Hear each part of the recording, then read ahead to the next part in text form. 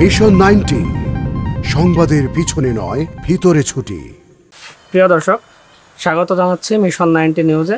আজকে আমরা কথা বলবো করোনেশন চ্যাম্পিয়ন্স ট্রফি বিষয়ক টকশোতে। আজকে আমাদের মাঝে উপস্থিত আছেন শতবর্ষের গৌরবোজ্জ্বল বল্লা করোনেশন হাই স্কুল অ্যান্ড কলেজের একজন প্রাক্তন শিক্ষার্থী, যিনি 1997 সালে এই স্কুল থেকে এসএসসি পাশ করেছেন। শুধু এসএসসি পাশই করেননি, তিনি 1997 সালে সম্মিলিত মেধা তালিকায় দ্বিতীয় স্থান অধিকার করেছিলেন এবং তিনি এইচএসসি পরীক্ষায় সম্মিলিত মেধা তালিকায় 9ম স্থান অধিকার করেছিলেন। বর্তমানে তিনি পররাষ্ট্র মন্ত্রণালয়ের একজন ডিপ্লোম্যাট হিসেবে দায়িত্বরত আছেন।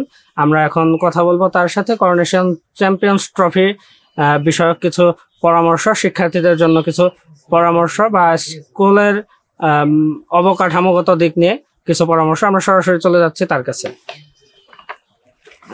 কেমন আছেন আপনি? আমি ভালো আছি। মিশন 90 নিউজে আপনাকে স্বাগতম। আপনার কাছে আমার প্রথম প্রশ্ন, আপনার শতবর্ষের এই গৌরবময় প্রতিষ্ঠানের সাবেক শিক্ষার্থী হওয়ার যে অভিজ্ঞতাটা, এই অভিজ্ঞতাটা কেমন? ধন্যবাদ। আমি শুরুতেই ধন্যবাদ জানাই মিশন 90 নিউজ এর যারা দর্শক তাদেরকে, মিশন 90 নিউজকে, এবং শুরুতে আমি ধন্যবাদ জানিয়ে রাখতে চাই এসএসসি 2022 ব্যাচের সকল শিক্ষার্থী এবং এই করোনেশন ফুটবল টুর্নামেন্টের যারা আয়োজক তাদেরকে। এটা অত্যন্ত ভালো উদ্যোগ। এরপর আমি প্রশ্নে আসছি যে বল্লা করোনেশন উচ্চ বিদ্যালয় দেশের অন্যতম একটি প্রাচীন বিদ্যালয়, যেটা 113 বছর বয়স এই 2024 সালে। আমি অত্যন্ত গর্বিত যেরকম একটা প্রাচীন বিদ্যালয়ের শিক্ষার্থী হিসেবে, এবং এই গ্রামে আমাদের এই স্কুলটি অবস্থিত, এই জন্য আমি গর্বিত। আচ্ছা, আপনি তো 1997 সালের ব্যাচ থেকে এসএসসি পরীক্ষা দিয়েছেন এবং বর্তমানে একজন পররাষ্ট্র মন্ত্রণালয়ের ডিপ্লোম্যাট হিসেবে দায়িত্বরত আছেন। তো আপনার জীবনে এই স্কুলের বর্তমান জীবনে স্কুলের যে কি প্রভাব পড়ছে বলে মনে করেন? অত্যন্ত গুরুত্বপূর্ণ প্রভাব আছে এই স্কুলের, বিকজ এই স্কুলেই আমার যে লেখাপড়ার গুণাপত্তন, আমার যে শিক্ষা, এই শিক্ষার ফাউন্ডেশন হয়েছে এই স্কুল থেকে। এই স্কুলের যারা শিক্ষকবৃন্দ আছেন প্রত্যেকের কাছে আমি ঋণী, এই স্কুলের কাছে আমি ঋণী, এই গ্রামের কাছে আমি ঋণী, কারণ এখান থেকে আমার তৈরি হয়েছে। এরপরে বাকিটা ধাপে ধাপে এগিয়ে গেছে। স্কুলে কাটানো কোনো যে স্মৃতিচারণ এরকম কিছু কি আপনার মনে পড়ে? স্কুলের স্মৃতি সমস্ত স্কুল জীবনে 6 থেকে শুরু করে ক্লাস 10 পর্যন্ত সমস্তটাই আমার কাছে খুব মূল্যবান স্মৃতি এবং পুরোটাই উপভোগ্য। বিশেষ করে আমার ক্লাসমেট এবং বন্ধুদের সাথে যে আমার মুহূর্তগুলো কেটেছে, অসংখ্য বলার মতো আসলে এই সময়ে হবে না। আচ্ছা, বিশেষ কোনো স্মৃতি কি মনে পড়ে যে এটা বলা যায়? বিশেষ স্মৃতি, হ্যাঁ, সেটা হলো যে যখন ফলাফল ঘোষণা করা হয়, তো আমার যারা খুব কাছের বন্ধু তারা জানে যে আমি স্ট্যান্ড করব, তাদের দৃঢ়মূল বদ্ধমূল ধারণা। তো তখন তো আগে ভাগে রেজাল্ট জানা যায় না। আমরা আমাদের দোকানে বসেছিলাম, তখন রেডিওতে ফলাফল ঘোষণা করছে। তখন আমরা হঠাৎ করে থেমে যাই ফলাফল শোনার জন্য। প্রথম জনের নাম বললো, এরপরে যখন দ্বিতীয় স্থানে আমার নাম বললো, এটা তখন আমাদের কারোর কাছে মনে হচ্ছে যে এটা অবিশ্বাস্য। স্ট্যান্ড করা এক বিষয়, আর সেকেন্ড হওয়া সারা বাংলাদেশে এটা একটা বিশেষ ইয়া। এবং আমার ক্লোজ ফ্রেন্ড যারা আমার সাথে ছিল তারা আমাকে কাঁধে করে নিয়ে একদম টোটাল দোকান থেকে স্কুল পর্যন্ত নিয়ে গেছে।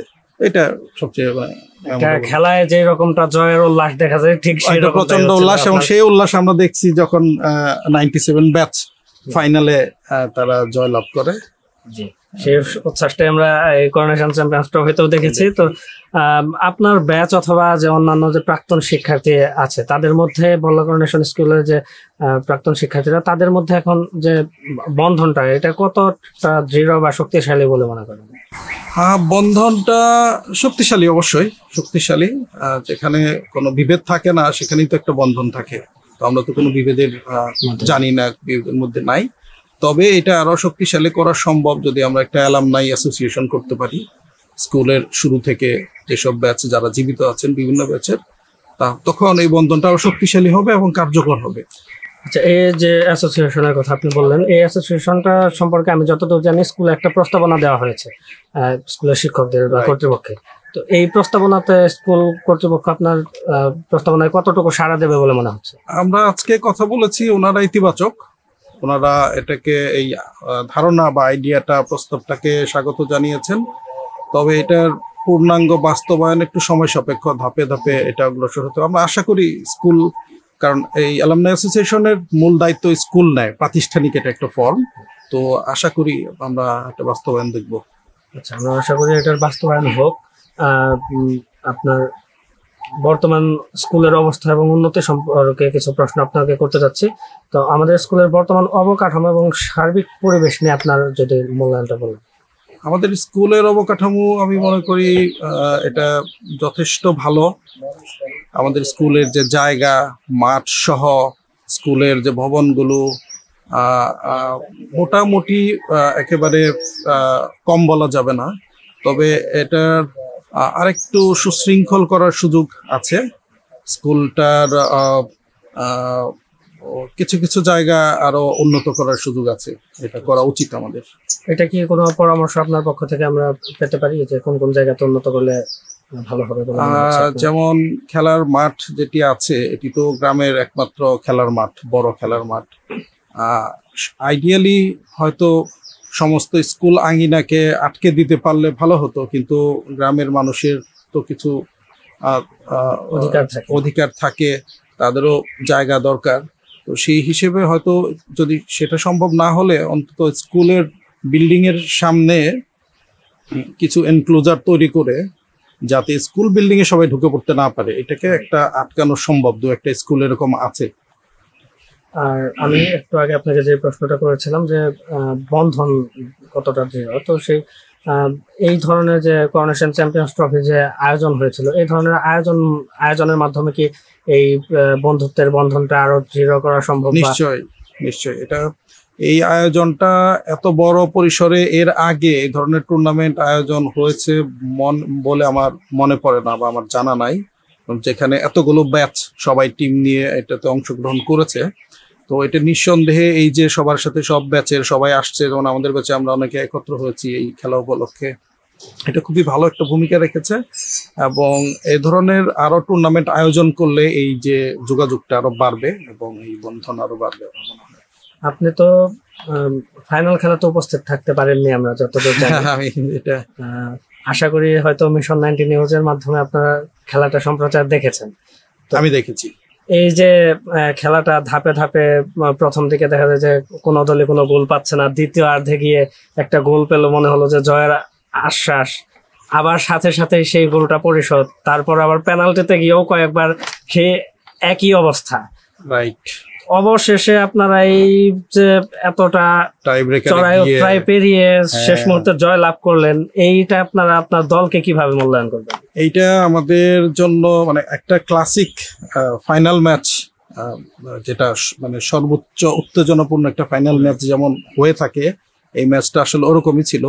আমার মনে পড়ে 94-এর ওয়ার্ল্ড কাপ ফুটবল ফাইনাল এরকম টাই ব্রেকার পর্যন্ত যায় এবং শেষে এটা ফলাফল নির্ধারিত হয়। তো সর্বোচ্চ উত্তেজনাপূর্ণ ছিল এবং আমরা রুদ্ধশ্বাসে খেলা ফলো করছিলাম এবং ফাইনালি যখন আমরা জিতলাম, এটা অনিশ্চয়তা ভরা ছিল।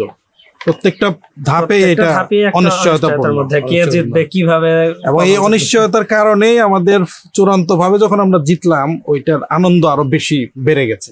এমন হয়তো আমরা 3-0 গোলে জিতেছি, আনন্দটা অতটা আমার কাছে মনে হয় না, ব্যক্তিগত অনুভূতি। এই উত্তেজনার কারণে এটার অর্জনের গৌরবটা আরো আমাদের কাছে বেশি মনে হয়েছে।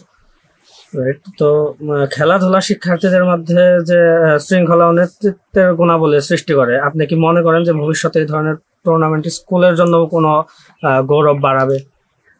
হ্যাঁ, অবশ্যই, কারণ টুর্নামেন্টের নামই আসছে করোনেশিয়ান। সো যেটাই ঘটছে, মানে খারাপ কিছু না হলে ভালো যা কিছু ঘটবে, পুরোটাই স্কুলের জন্য, স্কুলের গৌরব, স্কুলের নাম বৃদ্ধি করবে অবশ্যই। আপনি একজন ডিপ্লোম্যাট হিসেবে আমাদের স্কুলের উন্নয়ন বা কোনো শিক্ষার্থীদের পরামর্শমূলক অথবা আন্তর্জাতিক যোগাযোগের মাধ্যমে কি কোনো ভূমিকা রাখতে পারবেন বলে মনে করেন? হ্যাঁ, আমি এখানে একটা উপদেশ দিতে চাই, যদি উপদেশ দেওয়ার মতো ঠিক অত ধৃষ্টতা যোগ্যতা আমার নাই বলে আমি মনে করি। তারপরে আমার অভিজ্ঞতা থেকে, স্কুলে আমি পড়ালেখা করেছি, এখন যারা পড়াশোনা করছে এখন তো অনেক চ্যালেঞ্জিং। আমাদের সময়ে মোবাইল ফোন ছিল না, স্মার্টফোন ছিল না, তথ্যের এত অ্যাভেলেবিলিটি ছিল না। এখন যেমন তথ্য আছে, অপতথ্যও আছে, ভালো আছে, খারাপও আছে, মানে এটা সমুদ্রের মতো একটা। তো প্রত্যেকটা ছাত্রছাত্রীকে এই যে জিনিসটা, এটা অপরচুনিটি, একই সাথে একটা স্মার্টফোন, একই সাথে এটা আবার একটা মানে এটা একটা বোঝা।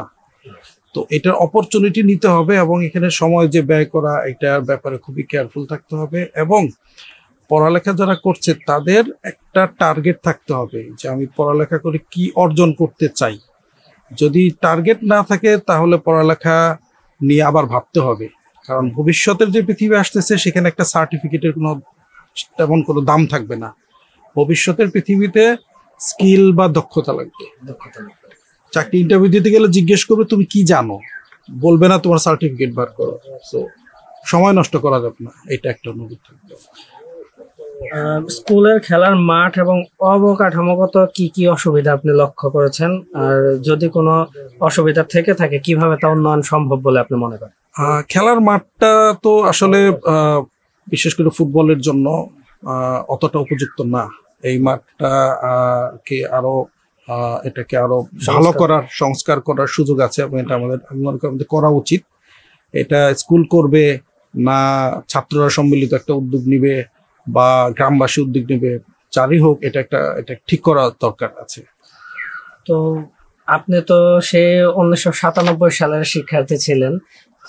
এর মধ্যে সময়ের পরিবর্তন, ধাপে ধাপে অনেক কিছুই পরিবর্তন হয়েছে, প্রযুক্তি উন্নত হয়েছে। তো এখন কি মনে হয় যে আপনার সেই সময়ের শিক্ষার্থী না হয়ে যদি বর্তমানে শিক্ষার্থী হতেন, এই সময় আপনার কি কি শখ থাকতো বলে মনে করেন আপনি? নিঃসন্দেহে আমরা ওই সময়ে আমাদের কাছে যে অ্যাক্সেস টু ইনফরমেশন, তথ্যের খুবই সীমিত ছিল। আমরা পাঠাগারে যেতাম, পত্রিকা পড়তাম, পত্রিকা জানতে পারতাম, পত্রিকার মধ্যে কলাম থাকতো বিচিত্র বিশ্ব, ওইখানে পড়তাম যে অনেক ইন্টারেস্টিং জিনিস দুনিয়ায় ঘটে, যেটা এখন প্রত্যেকের হাতের কাছে আছে, হাতের মধ্যে আছে। এখন ইউটিউবে মিলিয়নস অফ ভিডিওস আছে, ইন্টারেস্টিং প্লেসেস, ইন্টারেস্টিং থিংস এবং হিস্ট্রি, কালচার, কোনো কিছু বাকি নাই। তো এটা সবার হাতে এখন আছে, অনেক দেখা যায় যে ঘটনা ঘটার সাথে সাথে চলে আসছে। সো এইটা একটা বিরাট অপরচুনিটি। কিছুক্ষণ আগেও আমি বলেছি, এটা যেমন অপরচুনিটি, যেমন ইউটিউবে এত ভিডিও আছে, একজন মানুষ কয়েকশো বার জন্মগ্রহণ করলেও শুধু ভিডিও দেখতে থাকলেও শেষ হবে না। এইখানে চ্যালেঞ্জ যে কি দেখবে আর কি দেখবে না। তো এখন আমাদের এই সময় আসলে আমরা ওই চ্যালেঞ্জের মধ্যে পড়তাম, কিন্তু অবশ্যই এটা এনজয় করতাম। তো সামনে আপনাদের আরো একটি খেলা আছে, এটা প্রীতি ম্যাচ। আপনারা চ্যাম্পিয়ন হয়েছেন, অলরেডি হয়ে গেছেন। তো পরবর্তী খেলা যাদের সাথে, তারা আপনাদের চেয়েও সিনিয়র, 1988 ব্যাচের যারা। তো এই প্রীতি ম্যাচটাকে নিয়ে আপনাদের প্রতিক্রিয়া কি? আমি শুরুতে বলবো এটা আমাদের জন্য একটা অনার, ম্যাটার অফ অনার, সম্মানের ব্যাপার যে আমাদের যে অন্তত 10-11 বছরের সিনিয়র ভাইদের সাথে আমরা খেলতে সুযোগ পাবো। এবং আমি যতটুকু জানি, ছোটবেলায় দেখেছি এই ব্যাচের ভাইয়েরা রেগুলার ফুটবল খেলোয়াড় আছে বেশ কয়েকজন। তো ওনাদের সাথে খেলার ব্যাপারটা আমাদের জন্য সম্মানের, এবং যেহেতু রেগুলার তারা খেলেছেন বা তাদের একটা খেলার ধারাবাহিকতা আছে, এই জন্য আমরা এই ম্যাচটাকে আমরা যথেষ্ট গুরুত্বের সাথেও নিচ্ছি। যেহেতু এটা একটা প্রীতি ফুটবল ম্যাচ, তো এই খেলায় ফলাফল, জয় পরাজয় এটা আমাদের কাছে গুরুত্বপূর্ণ না। আমাদের কাছে গুরুত্বপূর্ণ হচ্ছে খেলাটা উপভোগ্য করা। আমি আশা করবো যারা খেলবে দুই দলেরই তারা উপভোগ করবে, দর্শকরা, আমরা যারা সমর্থক আমরা উপভোগ করব, এটাই আমাদের। এখানে আরেকটা বিষয় জানিয়ে রাখি, 88 ব্যাচের ব্যাচদের নিয়ে আমি একটা টকশো করেছিলাম, সেখানে তারা যেটা উল্লেখ করেছে যে এখানে কিছু আকর্ষণীয় চমক থাকবে, যদিও তারা চমকগুলো উল্লেখ করেনি, দর্শকদের জন্য একটু আকর্ষণ রেখে দিয়েছে। তো আপনাদের পক্ষ থেকেও কি এই ধরনের কোনো চমক থাকবে? আমাদের তরফ থেকে এখানে দুটো পার্থক্য আছে যে আমি যতটুকু মানে আমি জেনেছি, তো সমস্ত টুর্নামেন্ট এখানে দেখতে পারি নাই। 88 ব্যাচ তো রেগুলার টুর্নামেন্টে খেলেন নাই ওনারা, তো ওনাদের যে ম্যাচ এটা একটা চমক 88 ব্যাচের তরফ থেকে। তো আমাদের দিক থেকে চমকের খুব বেশি সুযোগ নাই, কারণ আমরা তো ধারাবাহিকভাবে খেলে আসছি এবং খেলতে খেলতে আমাদের একটা টিম ফর্ম হয়ে গেছে। তো এই টিম থেকে খুব বেশি ভেরিয়েশনের তেমন একটা সুযোগ খুব বেশি আমাদের নাই। তো তারপরেও চেষ্টা করব একটু আরো বেটার যদি খেলতে পারে আমাদের টিম, ওইটাই চমক হবে। তো তো ভবিষ্যতে স্কুলের প্রাক্তন শিক্ষার্থীদের নিয়ে আরো এই ধরনের বড় উদ্যোগ যদি কেউ পরিকল্পনা করে, সেই ক্ষেত্রে আপনার কি কোনো ভূমিকা রাখার সুযোগ আছে বা রাখবেন কিনা? নিশ্চয়ই, আমার ব্যক্তিগত তরফ থেকে যে কোনো সহযোগিতা যারা আয়োজন করবে আমার সাথে যোগাযোগ করলে আমি আমার যতটুকু সহযোগিতা করে আমি অবশ্যই করব। প্লাস আমাদের 97 ব্যাচের আমার যারা ক্লাসমেট আছে আমি আশা করি তারাও, এবং ঐক্যবদ্ধভাবে আমরা সহযোগিতা করতে পারবো। আচ্ছা, আমরা একদম শেষের দিকে চলে আসছি। তো এখন শেষ যে প্রশ্ন কয়েকটা আমি আপনাকে করবো মিশন 90 সম্পর্কিত।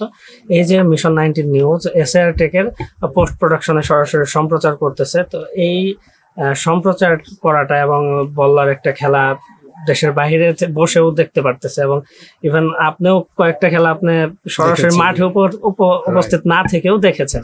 তো এই সম্প্রচার বিষয়টা কিভাবে দেখতেছেন? খুবই ভালো, এটা খুবই ভালো উদ্যোগ, এবং আমি যে টেকনিক্যাল দিকটা আমি খুবই মুগ্ধ হয়েছি দেখে, যে গ্রামের মধ্যে থেকে এই যে সম্প্রচার হচ্ছে, খেলা লাইভ সম্প্রচার করা হচ্ছে, সেটার মধ্যে আমি তেমন কোনো ঘাটতি দেখি না। যে একটা প্রফেশনাল একটা চ্যানেল যেভাবে ব্রডকাস্ট করছে, সীমিত লজিস্টিক্সের মধ্যেও মিশন 90 চ্যানেল যেভাবে ব্রডকাস্ট করছে, এটা খুবই ভালো, প্রশংসনীয়। আপনাকে জানিয়ে রাখি যে এই যে টেকনিক্যাল সাপোর্টটা পুরোপুরি টেকনিক্যাল সাপোর্ট দিচ্ছে এসএআর টেক। মিশন 90 এসএআর টেকের একটি সহযোগী সংগঠন, সহযোগী প্রতিষ্ঠান। তো যাই হোক, আপনার কি এই মুহূর্তে মিশন 90 দর্শক এবং আপনাদের যারা শিক্ষার্থী আছে, আপনাদের সহপাঠী যারা বাহিরে থেকে দেখতেছে, তাদের উদ্দেশ্যে কি আপনার কিছু বলার আছে? মিশন 90-কে তো আমি শুরুতেই ধন্যবাদ দিয়েছি, আমি আবারও ধন্যবাদ দিচ্ছি। বিশেষ করে সমস্ত টুর্নামেন্ট যেভাবে কাভারেজ দিয়েছে এবং যথেষ্ট প্রফেশনালিজমের সাথে, এটা অত্যন্ত প্রশংসনীয়।